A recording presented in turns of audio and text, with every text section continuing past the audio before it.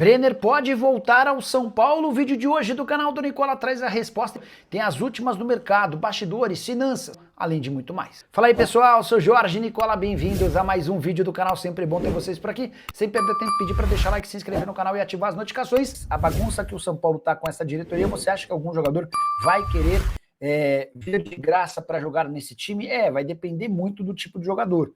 O Savarino e o Marlon Freitas, que são dois ótimos nomes, não quiseram, né? Sobre troca entre Botafogo e São Paulo, ainda pode rolar uma troca? Essa mesma pessoa que garantiu que não tem nada de Ferrarese e Joaquim, o Joaquim Correa serem trocados pau a pau, essa pessoa afirma que São Paulo e Botafogo seguem negociando a possibilidade de trocas, no plural, tá? Não está descartado ainda não. Nicola, o grego caiu no telhado no São Paulo? E o zagueiro argentino do Fortaleza vai vir? Cara, sobre Evangelos Marinax. O grande plano do Marinax com o São Paulo era comprar a SAF do clube, tá? Era o São Paulo se transformar numa SAF e o Marinax fazer do São Paulo um dos seus clubes. O São Paulo não conseguiu avançar na transformação do clube em SAF. E a partir daí começou a trabalhar num outro caminho, que era o fundo de Cotia. Aquela ideia de arrecadar dinheiro para a contratação de atletas da base. O ponto é, o Marinax não se interessou, o Marinax não gostou muito dessa ideia do fundo e nunca cravou, olha, vou investir, vou colocar dinheiro. São Paulo até havia planejado 250 milhões de reais da Galápagos e mais até 100 milhões de reais do Marinax, mas nunca teve essa certeza de que o Marinax estaria parceiro dessa iniciativa. A ideia do Marinax era fazer parte de uma SAF para o time principal, beleza? Que mais? Quais outras participações? O futebol brasileiro de 2026 terá importantes mudanças, né? O Campeonato Brasileiro começa no dia 28 de janeiro. Um atleta vai poder mudar de um clube para o outro depois de jogar no máximo 12 partidas e não mais 6. Fez o 13º jogo, você não pode mais atuar. O vice-campeão da Copa do Brasil vai para pré-Libertadores. Isso ainda não existia até essa temporada, por exemplo. Corinthians ou Vasco, aquele que ganhar o título da Copa do Brasil vai para Libertadores, fase de grupos. Aquele que perder não vai ter nada. A partir do ano que vem, o vice-campeão da Copa do Brasil vai para pré-Libertadores. Que mais que eu posso contar de mudança para vocês? Enfim, tem uma série de pequenas atualizações. Em linhas gerais, eu gosto, tá? Eu acho que as mexidas são interessantes. Gaston Ávila ainda pode vir? Está caminhando bem, tá? Então, a proposta do São Paulo havia sido de empréstimo, uma temporada de graça com metade dos salários pagos. Primeira resposta do Ajax foi de incômodo com essa história de dividir salários. Isso já havia acontecido durante a passagem do Gaston Ávila no Fortaleza. O Fortaleza pagava metade, 360 mil, o Ajax pagava outra metade, 360 mil, o jogador ganha 720 mil. O Ajax se incomodou um pouquinho com essa questão do salário e fez esse pedido de alteração para o São Paulo. São Paulo e Ajax estão negociando e a resposta que acaba de chegar está caminhando bem. Beleza? Tá bom? Então eu já contei para vocês que a troca entre Botafogo e São Paulo não está descartada, os clubes seguem tentando um acordo, tem essa questão envolvendo o Gaston Ávila. Edson Pinheiro, salve Nicolinha, demitiram o departamento médico antigo para ficar com o novo, que agora caiu por causa da canetinha milagrosa. E agora? Não tem mais médico? Acho que se não tiver, é bom. É bom para o São Paulo, porque o departamento médico, o departamento de fisioterapia, de fisiologia, de nutricionismo e o departamento físico do São Paulo são departamentos que precisam de reestruturação e reformulação urgente. O São Paulo é um dos clubes que mais tem dificuldade em recuperar jogadores e é o clube que mais tem jogador machucado há 3, 4, 5 anos. O que o Edson está contando? Eduardo Raumen, que havia sido contratado pelo São Paulo, entre outras coisas, ele é um nutrólogo, para receitar a caneta emagrecedora. 2 jogadores do time principal se utilizaram dessa caneta emagrecedora por indicação do Eduardo Raumen, tá? Esse cara havia começado um trabalho nas categorias de base, confesso que até me surpreendeu essa história de caneta emagrecedora para jogador de base, mas isso também foi estendido ao principal. Um dos atletas do São Paulo que teria sido submetido a esse tratamento no profissional é dos mais famosos do São Paulo, só não vou colocar o nome porque ainda não tive a confirmação oficial, mas o Eduardo Rauen acaba de cair. E cai porque constatou-se que o fornecedor de quem ele comprava as canetas emagrecedoras não tinha o aval da Anvisa. Cara, eu não lembro, se vocês lembrarem, vocês me escrevem, de o São Paulo passar por tantos problemas, polêmicas e escândalos numa sequência tão curta de tempo quanto recentemente.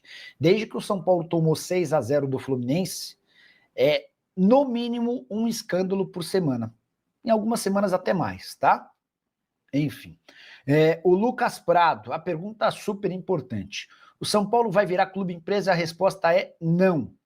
Júlio Casares e seus pares até gostariam, mas dentro do Conselho Deliberativo não há nenhuma intenção de fazer isso, assim como no Corinthians, tá? Por quê? Porque quando você vira SAF, você não consegue, quando o clube vira SAF, os membros do Conselho Deliberativo passam a ser figuras absolutamente irrelevantes dentro da estrutura do clube, tá bom? O JFP Santos, orçamento do São Paulo de 26, vende mais alguém? O orçamento para 2026 já foi aprovado pelo Conselho Administrativo e vai ser levado no finalzinho desse ano para o Conselho Deliberativo, tá?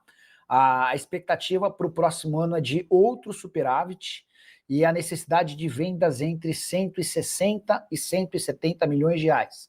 O São Paulo vai precisar vender menos jogadores do que, por exemplo, o Corinthians e Palmeiras. O Palmeiras colocou na sua projeção orçamentária a meta de 400 milhões de reais. Ainda sobre contas e números do São Paulo, o Tricolor estima que a dívida no fim desse ano vai ser de 910 milhões de reais, contra cerca de 960 milhões do fim do ano passado, com o superávit entre 20 e 30 milhões de reais. A receita total do São Paulo para 25 vai gerar na casa dos 970 milhões. Aí até o Jota falou, será que os caras não vendem mais alguém só para bater o bilhão? Eu não descartaria, mas eu não tenho informação de proposta hoje, e o São Paulo também está num momento tão delicado, em termos de notícias, que uma venda talvez não fosse bem avaliada, né?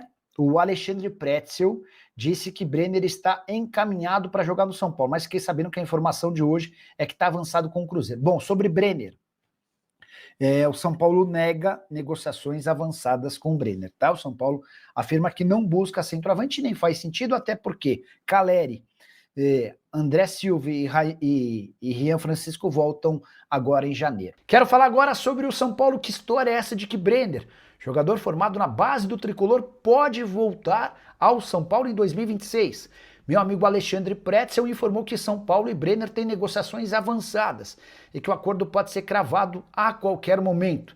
O jogador, que pertence ao Udinese, esteve emprestado ao FC Cincinnati, temporada de 10 jogos, 6 gols e 1 assistência, esteve em campo muito pouco, mas quando jogou conseguiu marcar seus golzinhos.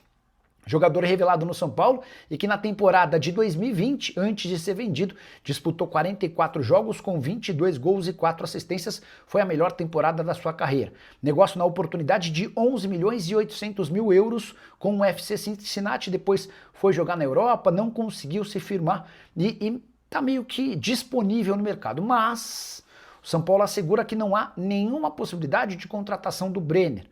Jogador avaliado como caro e, mais do que isso, para uma posição onde o São Paulo terá 3 reforços caseiros.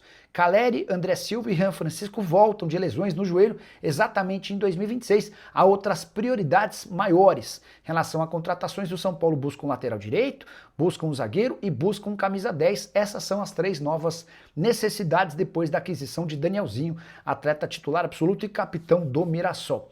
Só para completar sobre o São Paulo, registrar também que o Tricolor abriu 2 sindicâncias, uma interna e outra externa, para apurar toda aquela confusão, o escândalo da venda clandestina de camarotes e também de ingressos para shows.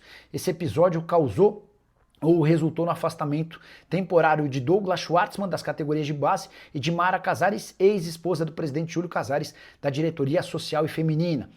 Tem mais uma importante. O São Paulo rescindiu nessa terça-feira o contrato com o nutrólogo Eduardo Rauen, que ganhava mais de R$200 mil por mês e havia sido responsável pela indicação de canetas, daquelas canetas emagrecedoras. O grande ponto é, constatou-se que o fornecedor do Hawin não tinha autorização da Anvisa para fazer a venda desses medicamentos. Quando a gente pensa que as confusões no São Paulo vão acabar, sempre aparece um fato novo. E você, o que pensa sobre tudo que eu contei, já usa o espaço para comentário para registrar sua opinião. Só não esquece de deixar like, de se inscrever no canal. A gente se encontra assim que surgir notícia.